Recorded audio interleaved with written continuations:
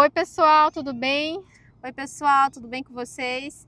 Então, como vocês viram aí nas imagens, Tefé se encontra-se atualmente, né? E esse vídeo para falar sobre essa seca que está acontecendo aqui no Amazonas e dizer que o Amazonas atingiu o menor nível de água em 121 anos, né? Desde 1902, quando começaram as medições no Porto de Manaus. O ano de 2023 atingiu o menor nível de água em todos esses tempos. Né? Até então, em 2010, tinha sido a pior, mas esse ano superou ela e todas as outras.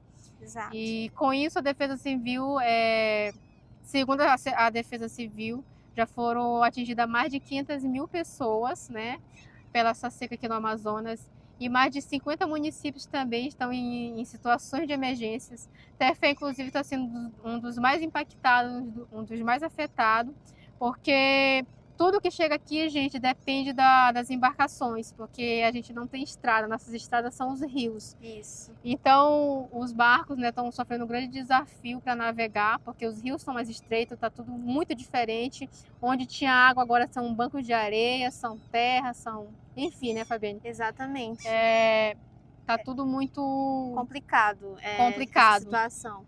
E e com isso, né, a gente está conseguindo já sofrer um impacto, né, com os valores das coisas, né? A escassez a gente já consegue ver nos mercados aqui dos alimentos, do próprio abastecimento de diesel, de gasolina, de gás, enfim, de outras coisas que chegam através das balsas. Exato.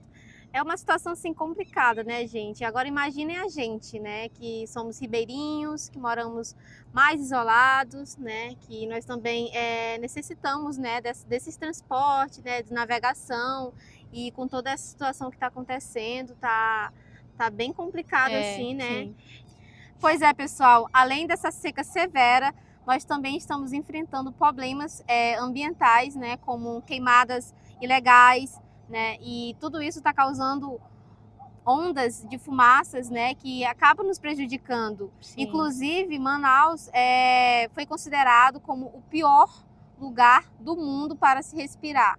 Então, imagine a gravidade da situação. Fora, né, os animais que morreram, como botos, como vocês viram. Tantos botos, né? Botos, peixes. Então, assim, é um impacto muito grande que a gente está sofrendo, né? É uma situação difícil para todos nós, pessoal, infelizmente.